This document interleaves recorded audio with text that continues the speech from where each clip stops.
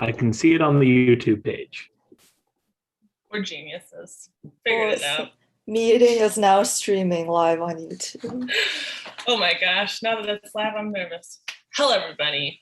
I know that nobody's here yet, but when you do join us, I'm very excited about this language and storytelling panel. My name is Izzy. Oh, shit. I can see it on the YouTube page. That was me. Can you believe it? I made a mistake. Oh, We're not geniuses. Cut. We're not geniuses. Get out of here. Okay. What do you need? Is that you? Is that me still going? No, I stopped it. Okay. All right. I'm going to start again. My name is Izzy. I'm the festival director for VanCAF. I'm joining you in my home on the stolen ancestral and traditional territories of the Squamish, Musqueam, and Tsleil-Waututh peoples. I'm not sure where you're joining from. Please let us know in the little chat function. Should be to this side, I think. Yeah, tell us what lands of which you reside. Since we're on the topic of language, I thought give a little nudge to our audience out there. Do you know what languages the Squamish, Musqueam, and Tsleil-Waututh people speak? Check it out. I'm going to drop some links in the chat for a little bit of a nudge into the languages of this land. But yeah, I thought I'd just give a little nudge. I think we're going to be here for around 30 to 50 minutes. Candie Tanaka is our lovely moderator. If you have any questions, drop them in the chat as well. Love to hear anything. But if you just want to soak it up, I'm happy. I'm going to introduce Candie and all of our lovely panelists. I'm going to be looking off this way because I have my notes over here. Candie is first. Candie Tanaka is a multiracial artist and writer whose work explores archive and memory in a socio-political context. They have a BFA in Intermedia from Emily Carr University of Art and Design. They're a creative writing graduate of the Writer's Studio program at Simon Fraser University. I have lots of friends who graduated from there as well. Also on the panel is Cole Pauls. Cole Pauls is a telltime comic artist, illustrator, printmaker, hailing from Haines Junction, Yukon Territory, with a BFA in illustration from Emily Carr University. Oh, connections already. Residing in Vancouver, Pauls focuses on his two comic series, the first being Pizza Punks, which he will show later, a self-contained comic strip about punks eating pizza, the other being Dakwakata Warriors. In 2017, Pauls won Broken Pencil Magazine's Best Comic and Best Scene of the Year award for Dakwakata Warriors 2. And I have all of them. I didn't buy them all. My partner bought them all, and I love them. They're really good. Our next panelist is Christine Wong. Christine Wong is a Canadian award-winning cartoonist and illustrator, currently based in the Greater Tokyo area. She's a member of the Toronto-based comics collective Hello Boyfriend and loves sharing funny and touching stories about life. Me too, I like that.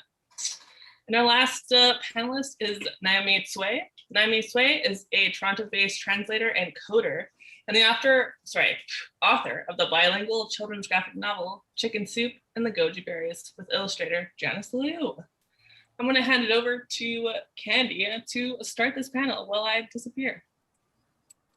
Great, thanks so much, Izzy. Hello, everyone. I know it's kind of strange doing this sort of virtually this year. I definitely miss the crowds and the sort of excitement that always happens when we do workshops at the library, usually for VanCAF. But we're going to do what we can here on this platform. So as Izzy mentioned, there is a little box on the YouTube that's on the right-hand side of the screen, little chat box. If you have any comments or questions, please put them there, and hopefully we'll have some time somewhere in the middle or near the end for the panelists to answer some of them. So first, I thought what we'd do is I'm just going to kind of talk about my little brief overview of, what your novels are sort of about and what your sort of, the languages that you're using in your novels. And then please correct me if I'm wrong, but Cole, your graphic novels 1 to 3 of Dakota Warriors are in Southern Shoshone and English. And you also have Pizza Punks coming out. It's a collection of 5 issues, or Pizza Punks has just come out, I think, collection of 5 issues. Okay, and Naomi, your webcomic graphic novel, Chicken Soup and Goji Berries, is it in Mandarin and English?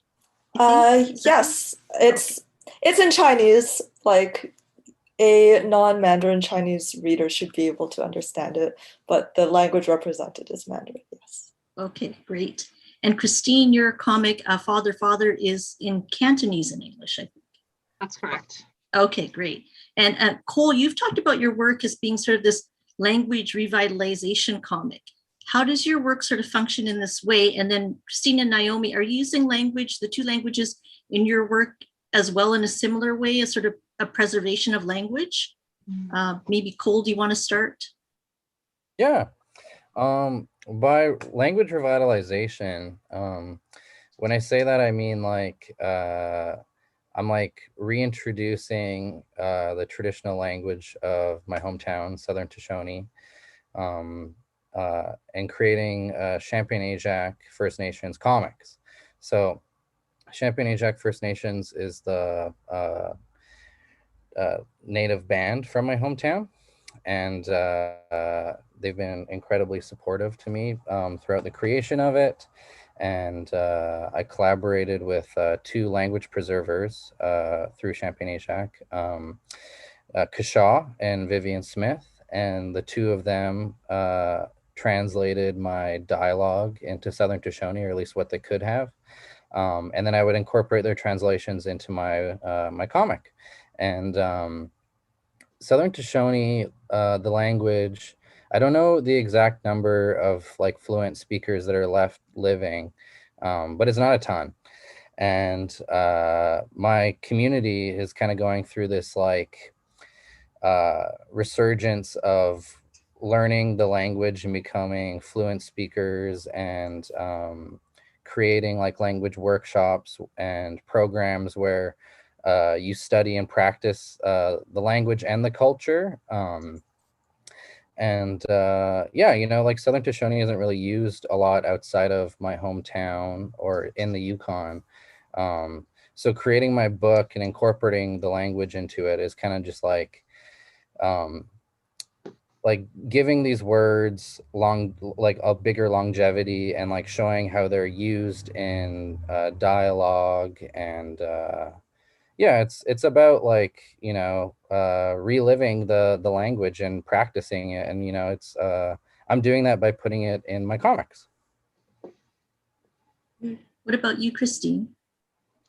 Sure. So as preservation of language, I think my comic is kind of more about the lack of preservation of language, or how language is lost, or how it can be lost through generations, where a culture is carried over, but parts of the language are lost because of growing up in Canada and not really having the language spoken at home with my family and everything.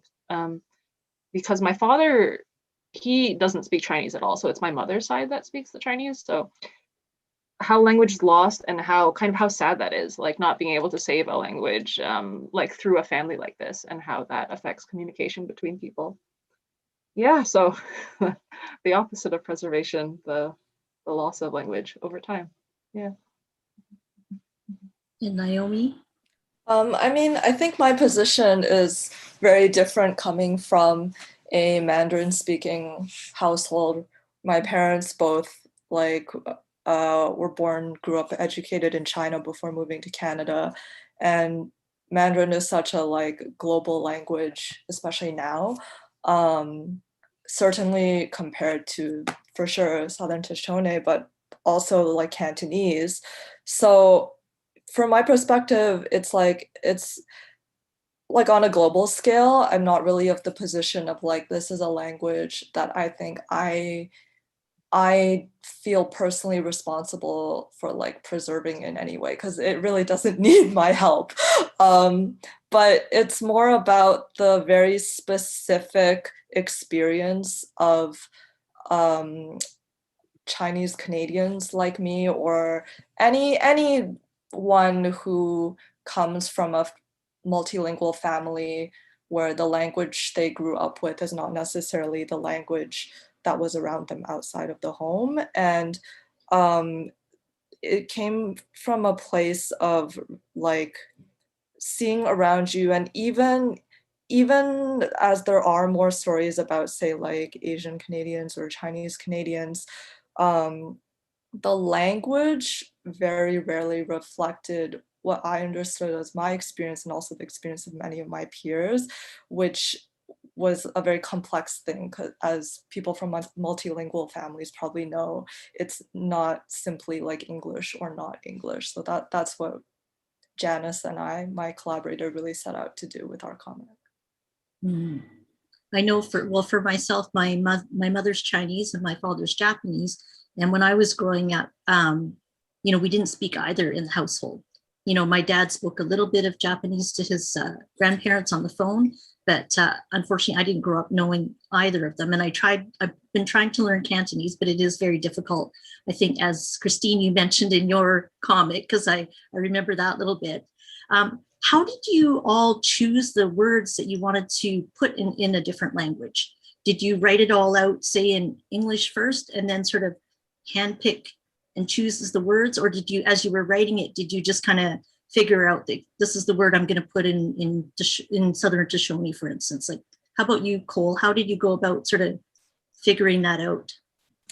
Originally, my approach was kind of that, where I would, I'd give a list of words that I was, hoping to get translated to Southern Shoshone, and I would email it to Kashaw and Vivian.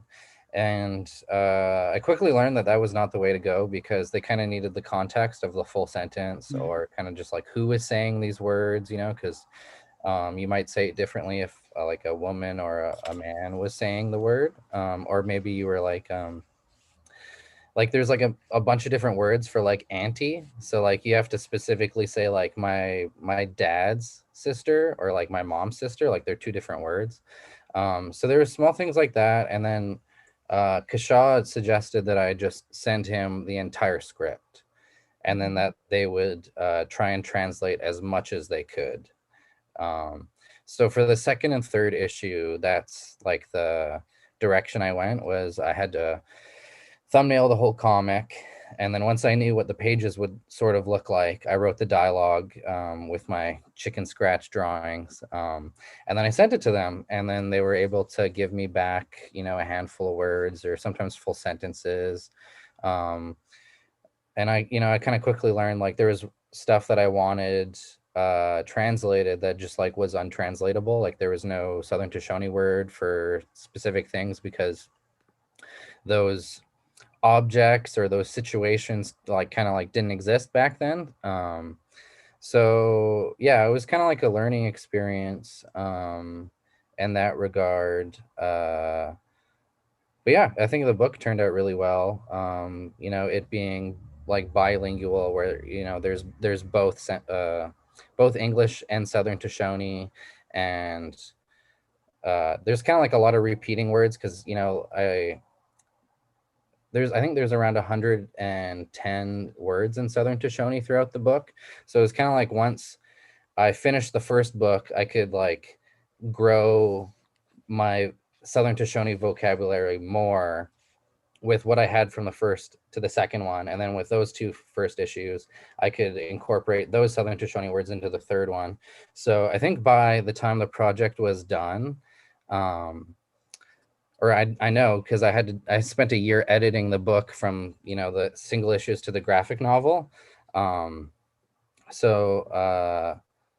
Yeah, I had to do a lot of editing to do the final version of the book, and kind of incorporate words, because there's words I found the translation for the third issue, but not the first.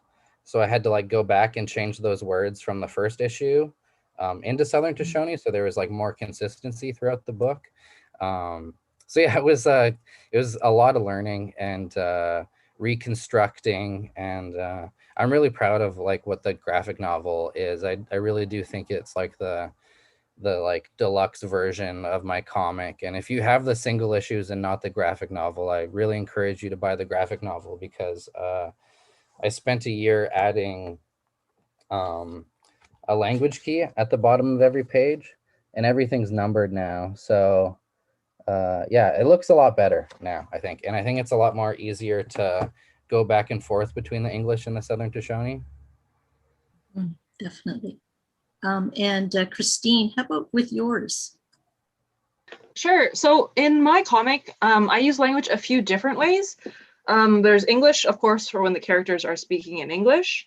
There is some English spelling of Chinese words, of Cantonese words, when the characters are saying it. And there are some mystery characters representing the Cantonese that can't be understood by the protagonist, Christine, and a few Chinese characters. So how I decided to use when to use each one. So for the majority of the Chinese that is shown in this comic is the English spelling of the Cantonese words that are used. And this is because these are words that I understand the sound of, or maybe casual people who know some Cantonese, they would know the sound, they would know the meaning of these words, but I don't know how to write any of these, which is why I chose to use the English spelling of it. For example, inside Langloi, which means beautiful in Cantonese, it's written in English multiple times on the pages. And I don't give an English translation for these words because I know in Naomi's comic, you can click and you can see the translations so you can understand everything, which I think is really cool, by the way. But for my comic, I wanted to focus on the lack of understanding or how we can't really understand what's going on. So some of my friends who do speak Canto, when they read this, are like, oh yeah, I had to explain to like so-and-so what this meant. But others were like, I don't know, what are they saying? And I'm like, that's the point. That's the point. I guess it's exactly like how the character was sort of dealing with things. She couldn't understand what was going on either, in some ways, right? When she was trying to talk to her grandfather. Yeah, so there's so many things like that where I hope by showing it like this, where you can kind of get some understanding, but kind of have to guess at the meaning of things, which is kind of like what the experience is of kind of vaguely being familiar with a language, but not enough to speak it fluently. Yeah, so hopefully that got across through my comic. Father. Great. And Naomi, as we were talking about, yours is a web comic, and so when you click on, I guess it's some of the Mandarin words, it will sort of convert itself to English. Is it like that throughout the whole comic? Yeah. So actually, maybe I'll talk about it a bit first, and then I could maybe share my screen so people can actually see firsthand. But like in creating the comic, we really set out to sort of approach it in a way of being someone, especially a child of immigrants who grew up here or was born here, who may know quite a bit of their family language, but are still, for the most part, more comfortable in English. I think that's a very common experience for like second generation diaspora kids like me. And we really wanted to sort of normalize that rather than like explaining it in any way. So in the comic, I really set out to have it just objectively and plainly reflect what like my reality has been in my family, which will be like my parents speaking mostly in Mandarin and me speaking mostly in English, but we all understand each other and there's no need to like stop and explain that. And then the other goal of this comic was that like in normalizing that sort of in-between position, and bridging the two languages, having a space for those who might know more of one language than the other. So it was conceived as a webcomic first, but there's also actually a physical copy. But the webcomic really allowed us to play with the bilingualism because we wrote it in a way where the kids are speaking mostly in English and the parents are speaking mostly in Chinese. But obviously we expect probably the vast majority of the readers would not be able to read both completely comfortably. Even the kids who would like understand this stuff being said, but like so many of us don't really learn to read. So the great thing about doing it through a web comic was, and I'm going to share my screen now so everyone can see.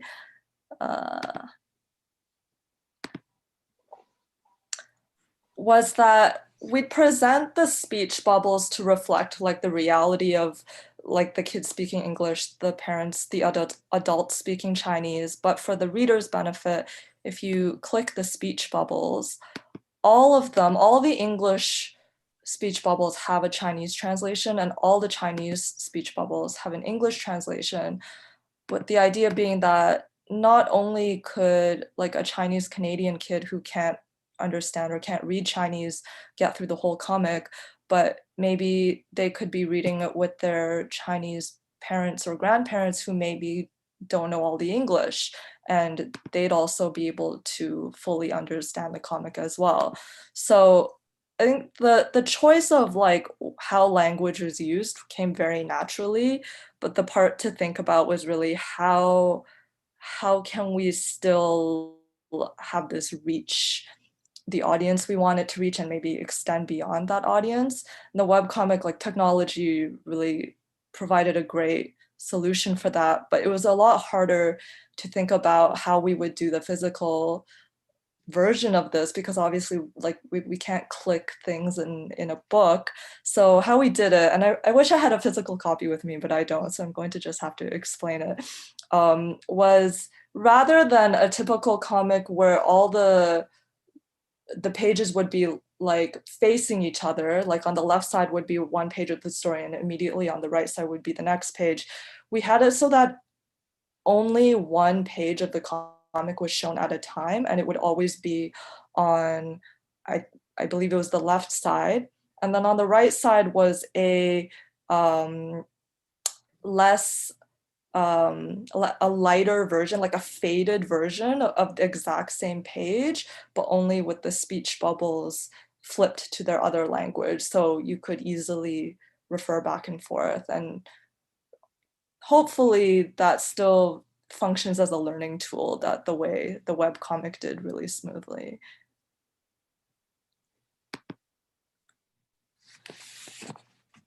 Okay, great.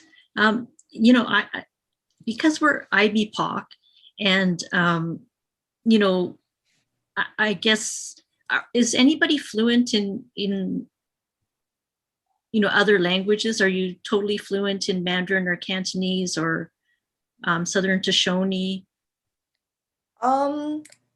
So one of my day jobs, I actually work as a professional translator. So writing this was interesting because professional translators, for the most part, you work only in one direction. So you generally translate the language that's like your learned language into your native or like your most strong language that you have like the most education in. So professionally, I only translate Japanese into English and Chinese into English, and never the other way around.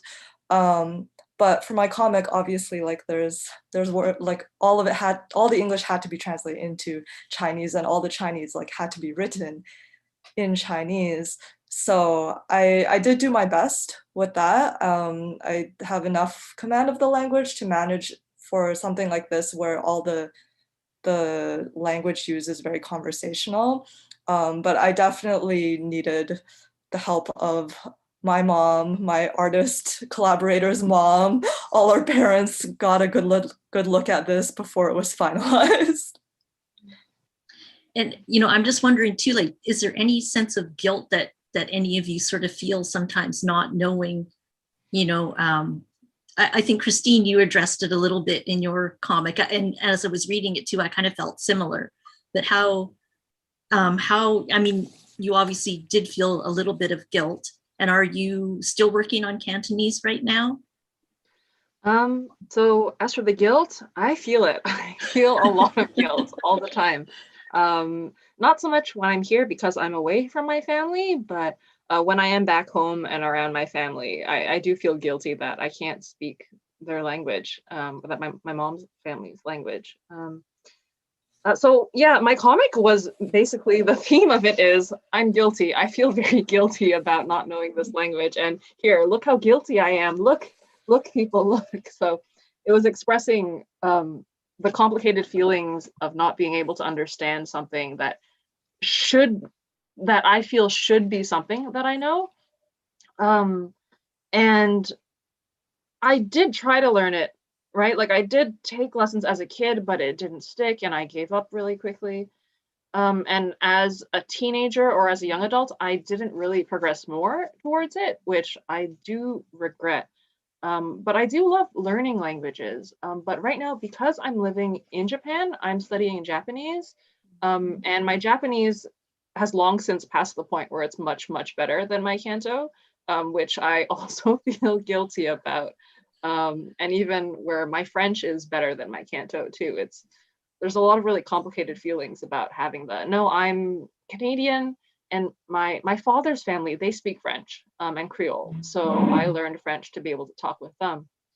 But the Chinese half of my family just feels totally inaccessible to me. In the future, oh, Go ahead. in the future, I do think I do want to try again with Cantonese. And I think because I'm studying Japanese, at least knowing the kanji should help me with a little bit with the reading and meanings, I hope, I assume. But it is something that I do want to go back to and be able to get at least a basic conversation skills, I think would be really nice. Yeah, I know when I was going to elementary school too, we had choices of languages that we could learn, but it was just like French or German. And so, when I was younger, I was like, when am I going to use German? I mean, now I have to admit German probably would come in handy. So I took a little bit of French. But how about you, Cole? Is there an opportunity for you to learn more Southern Shoshone, or how is it in your sort of community? Yeah, so it's funny you mention that because Southern Shoshone is taught in my home, like St. Elias Community School. It's a school that's kindergarten to grade 12. I went to school like my whole life there. And they offer it and from kindergarten to grade 12, like Southern Shoshone, you can take it throughout your whole academic, high school and elementary career. And I did. And I was also a member of the Dakota Dancers, which are a traditional song and dance group from my hometown, which I named my comic book characters off of. So yeah, at one point I was pretty fluent at speaking Southern Shoshone, and I could speak it with an elder, and I was able to understand what they were saying, and I could have a little bit of a conversation. But then I graduated and I went away, and I went to school in Dawson, and then I transferred to Emily Carr, and then I've been living in Vancouver ever since. And making Dakota Warriors was kind of like re-sparking that interest and re-sparking like practicing the language again, because I'd lost so much of it between leaving the Yukon and going to art school, and not being a part of the dance group anymore. So I was feeling like really homesick, and that's why I kind of like started Dakota Warriors, because I was like, well, if I make a comic with Southern Shoshone in it, it's a really good excuse to relearn the language, and it's also a really good excuse to just like bug like family members and friends back at home, and to like work with them and to like have a reason to talk to them every day and stuff. So the guilt that Christine felt is very similar, and I'd really like to go back and be a part of the language immersion program that Champaign Ajax does. It's like a 2-year program where you like constantly do culture camps, and you get to go out on the land and like build like traditional tools and like traditional shelters and stuff like that, and you practice and speak the language the whole time, and elders are there to help you construct those things and help practice the language. But it's all back home, and I'm here in Vancouver, so it takes some commitment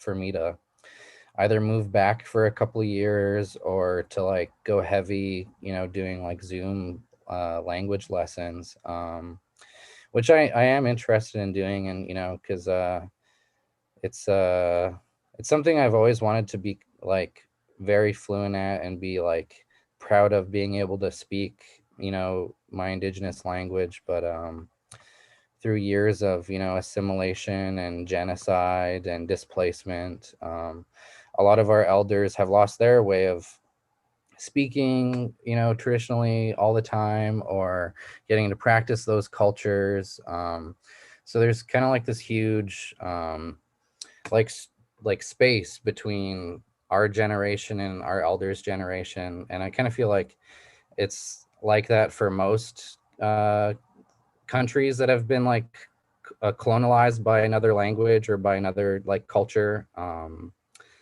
So yeah, I'd love to learn more. It's just the matter of, you know, having the time and getting to do it.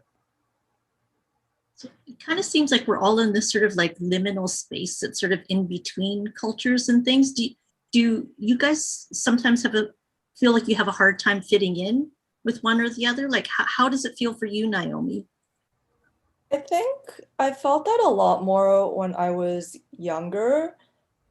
Like certainly when you're a kid, you're extremely conscious of being different in any way from the perceived like mainstream at your school or whatever. And it's funny how like that is a relatable feeling for me, even though the neighborhood I grew up in had a very large Chinese Canadian community. But even so, I felt distinctly like I'm not, like I am Canadian first and foremost. But I think as I've gotten older, that those feelings have subsided a lot. And a lot of that is because I've had the privilege of being in very like safe, welcoming spaces and communities where I didn't have to feel ashamed so much anymore. And that's the kind of approach I wanted to incorporate into the comic as well, where it's just kind of assumed that this is an identity you can be like comfortable with. It doesn't need to be explained. And Christine, did you ever Yeah. find that there was, you know, you felt that sort of tension between where do I fit in? Yeah, totally. And I think my experience, it's a little bit opposite to Naomi's actually, where when I was a kid in elementary school, middle school, and high school, my school was also majority Asian. So like majority Asian, like there were maybe 5 white kids at my high school in total. So growing up, I felt like, oh yeah, this is normal and fine. But when I moved for university, so I went to university for art in Oakville, Ontario, which is a very, very, very white town. So there in the classroom and realizing like, oh my God, there are a lot of white people in Canada. Maybe I am different after all. Like realizing this and being like, oh my God, like they're everywhere. It's true. And like trigger that. And then I did an internship in Portland when I was in university as well, which is a super, super white city, even whiter than Oakville. So I feel like as I grew up and got older and explored more of North America outside of like my really safe Chinese like local community, I realized I am different, and realizing that people do treat me differently, not only just because of language, but also because of how I look. That was a really thing. That was a thing. That was a thing that happened. But I do find that now I've kind of accepted myself for who I am. Like, yep, I'm a Chinese Canadian, even though I can't speak Chinese. That doesn't really affect who I am, and I still have the right to say that. So I do think that I'm discovering more of who I am through exploration of the world and more of the people around me. Yeah. And how about you, Cole? Well, the displacement I mostly feel with my work is there's not a ton of, you know, Indigenous comic artists, and I find that a lot of, like, if I'm tabling at a convention, people might not consider picking up my book because they instantly see that it's Indigenous, and they're kind of just like, oh well, it's an Indigenous comic, so therefore I'm not interested, you know, because it doesn't, like, I'm not Indigenous and I'm not interested in Indigenous culture, and they don't care that it's like a sci-fi epic where, you know, I use black, white, and red, and I'd really try and, you know, incorporate my culture and language and kind of make it this thing where it's welcoming to everyone and not just Indigenous people, but like, you know, non-Indigenous people can read it and enjoy it too. But I find like a lot of the comic community doesn't really know how to feel or to think about my work. Like a lot of critique I get is from other Indigenous people, and it's not like from non-Indigenous people. Like it's like non-Indigenous people are kind of like afraid to critique my book because it's like has a ton of culture in it, and they're not sure about like all the references or the total understanding of like where I'm coming from. And I was talking to a couple like Black comic artists, and they were kind of talking about the same thing, about how there's like non-Black people when they pick up their work and they see that it's about Black culture or about you know, something that's not necessarily like directed at them, they like put it down instantly because they're like, oh well, it's not for me. It's like a book that's just not for me, so I'm not interested. And there's just like a ton of like racist Western comics. There's like way more like racist material of Indigenous people in comics than actual authentic representation of like Indigenous people. So like that was kind of a big reason why I wanted to make Dakota Warriors, was to be like, well, no, this is what Yukon First Nations people, you know, speak and what their culture is like. And yeah, it's in the future, but you know, it still represents like my culture and what we do and the way why we do these things. So yeah, you know, I just want this to be like a more normal thing. I want there to be more Indigenous comic artists. I want to, you know, uplift everyone who's creating their own work in their own native language, and anyone who's like me who was like born and raised outside of their home nation, but like are now connecting to their homeland now, and they're kind of like not relearning, but learning their culture for the first time. Like I want people to read my book and like feel empowered by it and like see themselves. Great. Do you want to maybe, since we're on you right now, do you want to maybe tell us a little bit about Dakota Warriors and show us some images of your novel? Yeah, sure. So it's a language revitalization comic, like we said before, and it's about these two like native Power Rangers, a wolf and crow, and they fight against the evil cyborg, Sasquatch, and evil pioneer. And yeah, they're earth protectors, and you know, they like fly through space and fight colonial evil with their traditional language and culture. And I talk a lot about Yukon culture, and a lot of the characters that are introduced kind of like represent different clans that are different parts of the Yukon. And yeah, you know, I just wanted to make like an authentic representation of Yukon First Nations, and kind of like, you know, who we are and what we do. And it's yeah, it was like a project I worked on for 3 years. It kind of became I don't know, it was like I kind of like this home project that I just wanted to do because I wanted to reconnect to my culture and family. And how I presented the work and the research I did is kind of just open for anyone. And I didn't really think about that because I wanted it to be like, you know, a Yukon comic for other Yukon youth. But the way I presented it is kind of like open to everybody. And I think that's a big reason why my book has become so successful, is just the fact that it's accessible to anyone, even if you are non-Indigenous. Definitely. So you bring up an interesting point that I was going to ask, maybe Naomi and Christine later, but do you find that your work has been criticized, and has there been constructive comments made? And do you find that as an IBPOC that your work is more open to criticism? I would say like most of like artistically the critiques I get are like from elders and they're like looking at my form line and critiquing it, being like it needs to be more round, needs like it needs to be more curvy, or like it's kind of like wobbly there or whatever. Like they're like so perfectionist.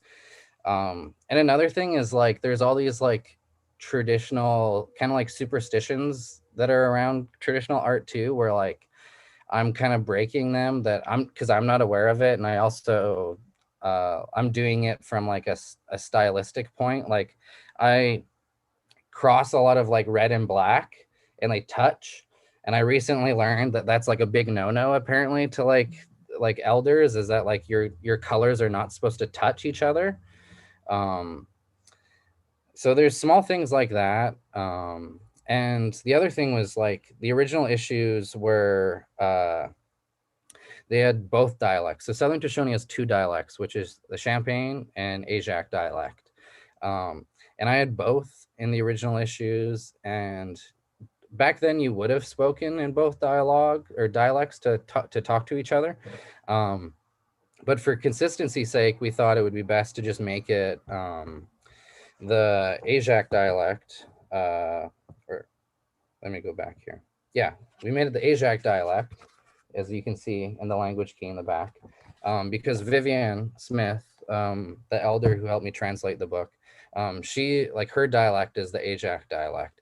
So instead of like erasing all the work she did, Kashaw kind of erased the work he did, and we constructively made everything Ajax dialect to kind of honor her work and to just make it consistent.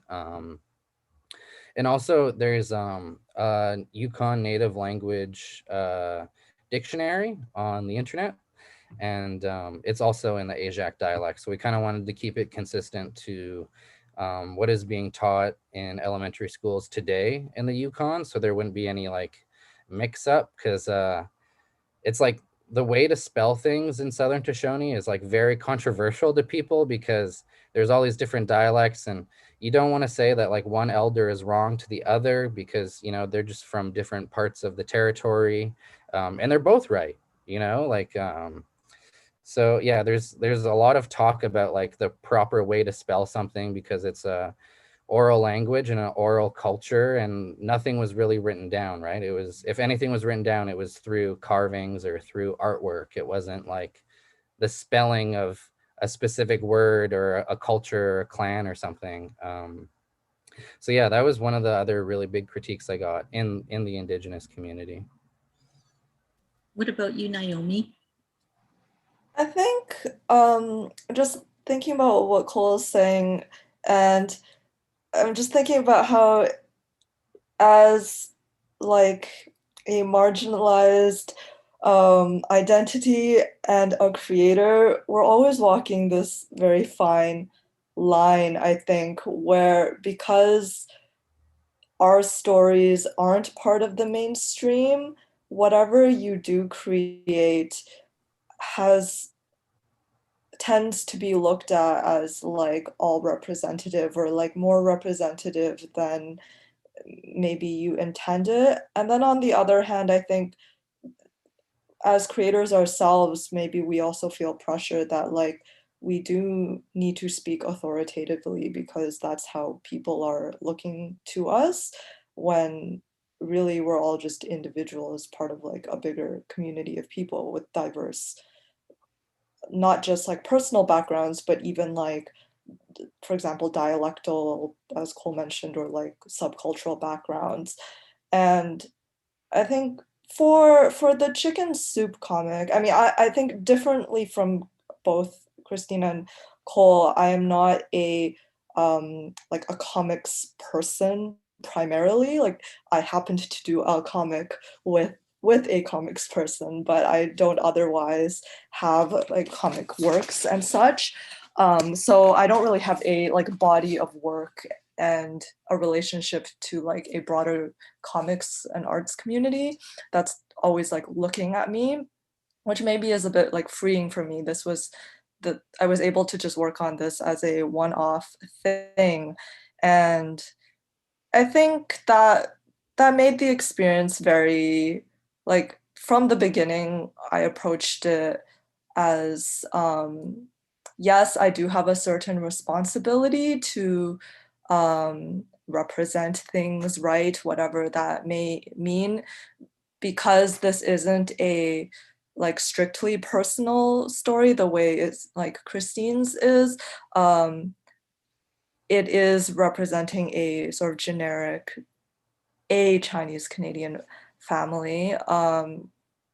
So, but at the same time, like I am a person from a Chinese Canadian family. So as long as it draws from my own experiences, then that is always going to be authentic in at the end of the day, right? I think as long as I am remembering that, and not getting caught up in the idea of trying to speak on some other Chinese Canadian experience that I may not necessarily have lived through or know, then my work remains honest, and I think shields it from that sort of critique, which I don't think is always fair to marginalized creators. But if it's a critique of the artwork, the writing, I of course I welcome that. Mm-hmm. And Christine, do you want to show us some of your work and then maybe speak to that point about, you know, have you sort of been under any kind of scrutiny for you know, the way that you've used multiple languages in your work?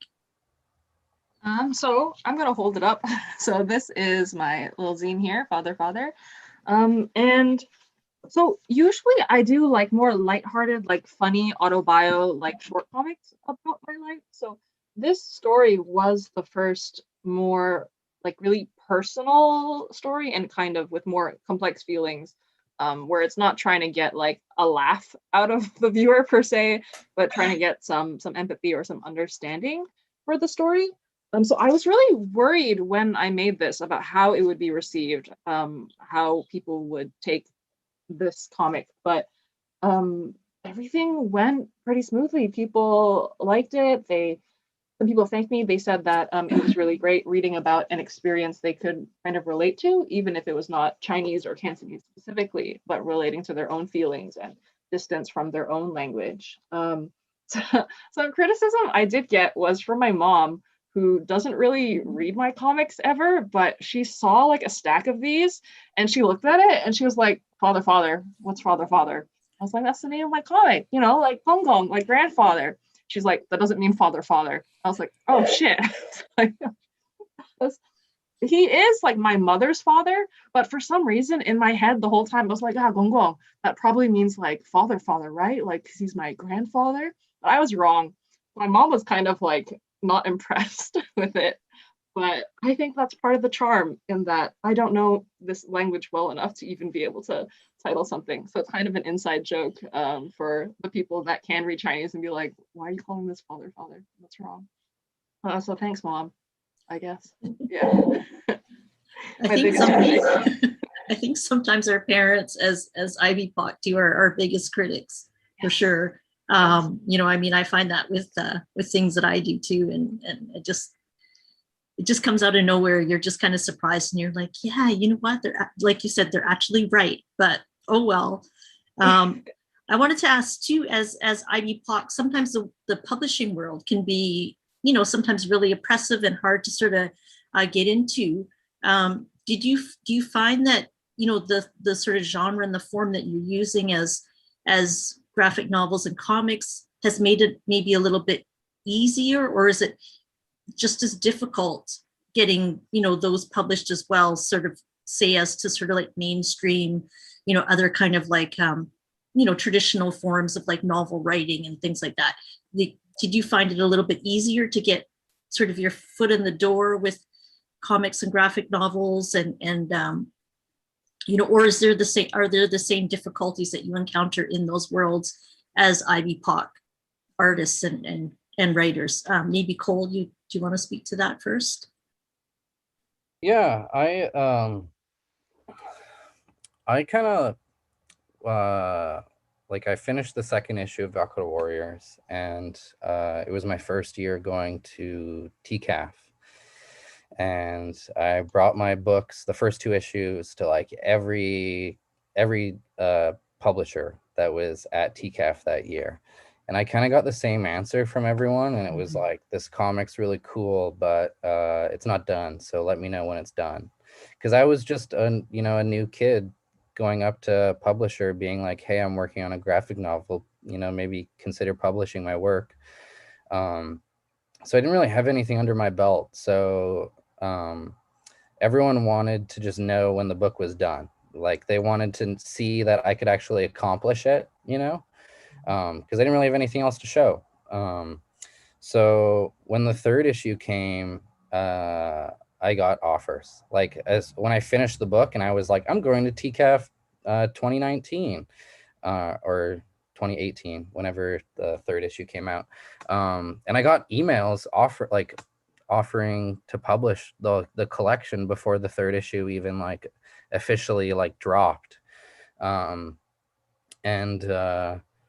I don't know, like, what were the contributing factors that led up to that, if it's like, just that Indigenous art is hot right now, or if people were actually seriously interested in my work last year, but they did want to see me finish the book. But I went with Conundrum, and Andy's been like super supportive the whole way. It's been very helpful. He's like pretty much a dream to work with.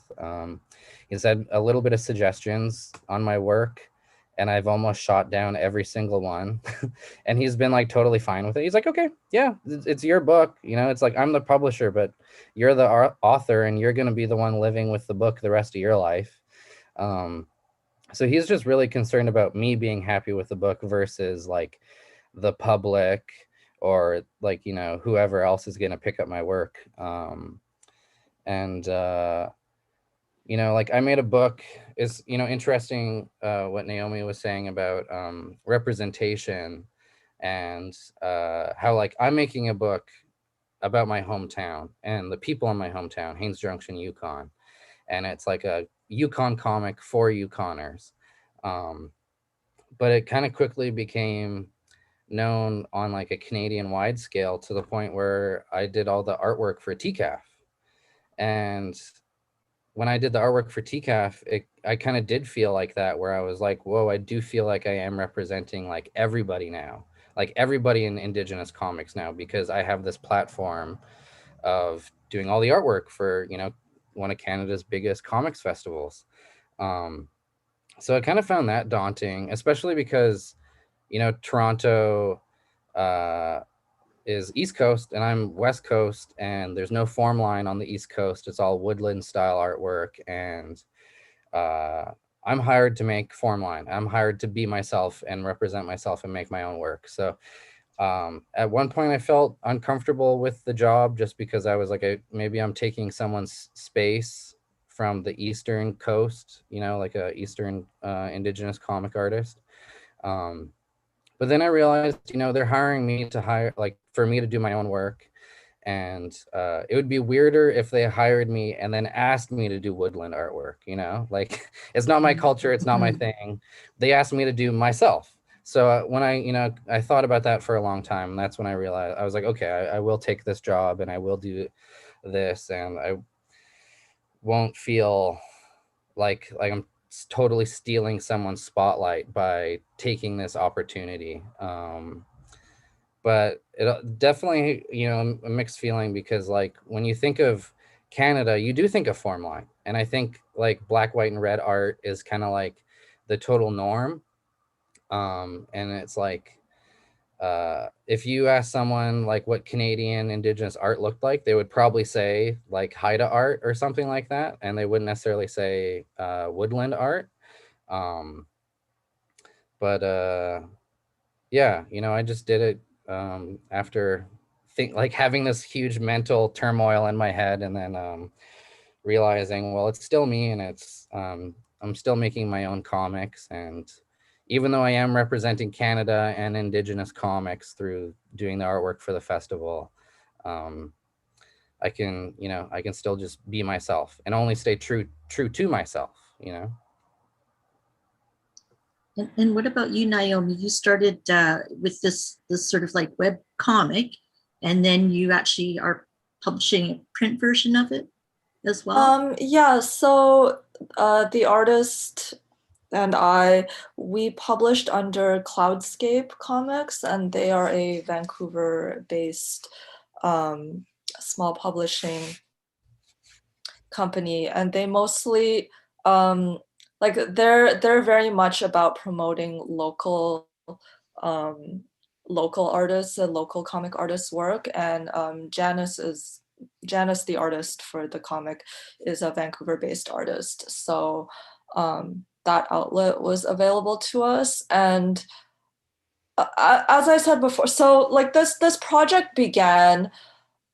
Oh, this is already, I think, like 5 or 6 years ago now, when Janice, who is really like the comics person behind this, and she's the one with the career in comics now, but it was very early in her career, and she's the one who reached out to me to work with her on a comic. And we really did not have much of an idea at all, but this was at a time when Janice was still living in Toronto, and there is a local arts collective here called Project 40 Collective, who work to promote Asian Canadian artists' work. And they had an incubator program where, as long as it's a collaborative work, they would provide you support, both financially and just like kind of structurally and promotionally, to work on something. And Janice is the one who reached out to me about, hey, I don't have a specific idea, but I feel like we'd work together well. Maybe we can come up with something with our combined like skill set. So that's how it came to be that I became in charge of primarily the writing and of course like the website coding, and she became in charge of the artwork. So that's how the idea started, and we weren't thinking about physical copies or publishing or anything like that at the time. And I think again that in itself is really like liberating when you don't have those kinds of expectations. And even if you want it to be in your career, but you're so early in your career, you're not thinking of those things. And the fact that the webcomic came first, like that felt like the finished product, the finished work already. So when it was doing well and we realized, oh, a lot of people are interested in, like they would be interested in owning a physical copy, that just became a bonus, like, oh, this is possible. And then I can't remember how we found Cloudscape. It was probably through Janice, and she's the one who moved to Vancouver, became involved in the comic scene in Vancouver. And yeah, it worked out really well. But I think as someone who is not a like career comics person, the thought of sort of going through this again, but with the expectation of like needing to appeal to publishers and get myself published does feel very daunting. And I think especially as someone who writes like about their culture and material that might feel niche and so on, and the fact that like, oh, I wrote this thing that has so much to do with like Chinese Canadian identity, does that mean if I want to create something again in the future, it will also have to do with Chinese Canadian identity? I feel like these are things that if you are like a racialized creator or any sort of like minority identity creator, are things you can't help but think about. But I'll think about that if I need to think about it. When the time is right. Yes. What about you, Christine? How did you find publishing for yourself? So I think that, so I do a lot of self-publishing stuff and selling with my comics collective. So I think that's been really great. But I think for publishing like with companies and stuff, there's actually a lot of like mental block when it comes to like people of color, as you mentioned.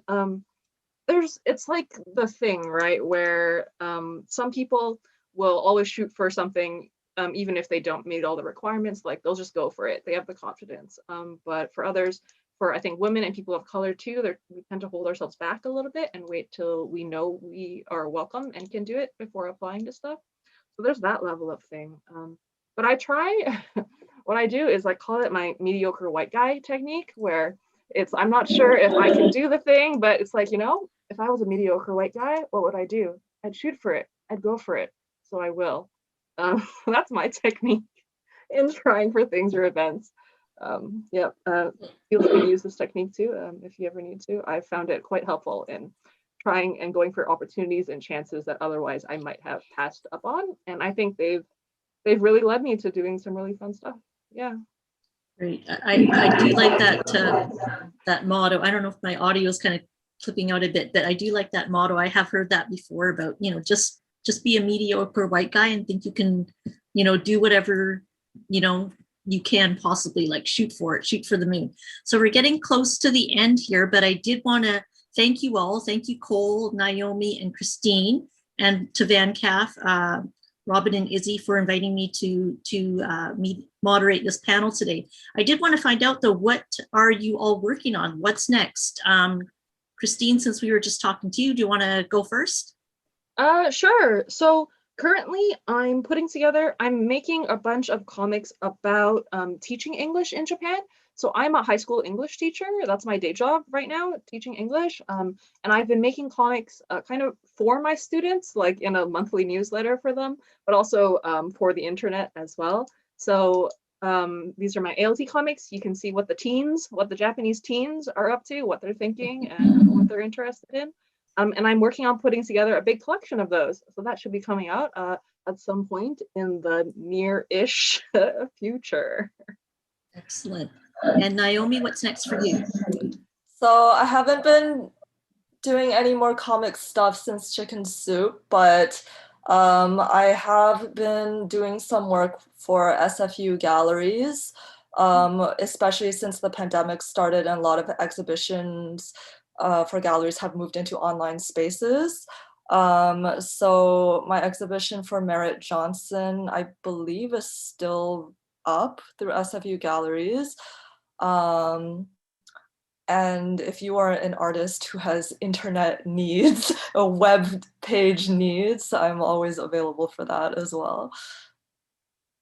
And translation needs as well. Is and that translation right? needs as well, yes. I'm going to make sure. Japanese or Chinese to English. I was going to say, I'm going to make sure I keep track of your contact info, because I might need that one day. And finally, what about you, Cole? What are you working on? Well, I got a couple things on the go. Pizza Punks by Conundrum Press was just released a couple weeks ago. I was told there was sort of a delay and the distribution, so apparently it should be in stores tomorrow, right? Because tomorrow's New Comic Wednesday. So apparently it's going to be everywhere tomorrow, which I'm excited about. I'm in a new anthology called The Northern Gaze. I made a comic about a childhood memory about sliding down Mount Decolai, which is Nadegan, which is Dry Links Mountain. So yeah, I made a 6-page comic in this anthology, and there's a bunch of other really rad northern comic artists from all 3 territories. So it's not just Yukon based. Yeah, there's a couple really rad comics in here. I have the Pizza Punk 7-inch, which is coming out in July with Mint Records. And this Saturday, Mint Records, Jarrett, Tough Age Jarrett, VanCAF Jarrett, and Dumb, Felipe and Gal, the singer and drummer. The 4 of us are all doing a live stream that's a part of VanCAF.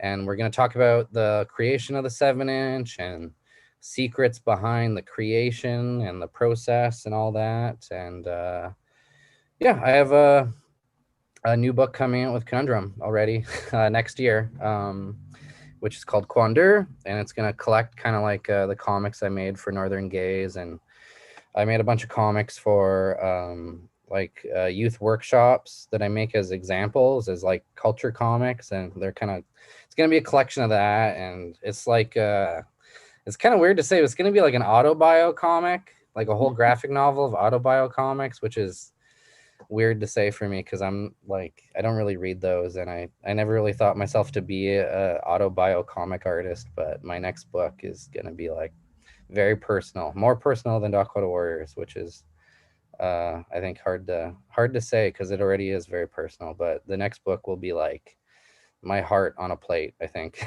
Wow. That Sorry, sounds great. sorry. If can I just interject? I just wanted to plug actually my partner for Chicken Soup, who couldn't be here today, which is why it's just me. But the comic is our work. But Janice Liu, she is the amazing artist behind all the visuals, and she is still very much making comics, and she has, I think she's working on something big coming, but regularly she is teaching comics and art, visual art to children in Burnaby. So if you go and search up Janice Liu, you can see what she's up to. Okay, great. Well, I've really enjoyed my time here with you all today. So thank you very much. This was super fascinating. And I hope that everyone out there in the VanCAF audience enjoyed this as well. I'm going to invite Izzy back to the stage to do a wrap up. It's me again.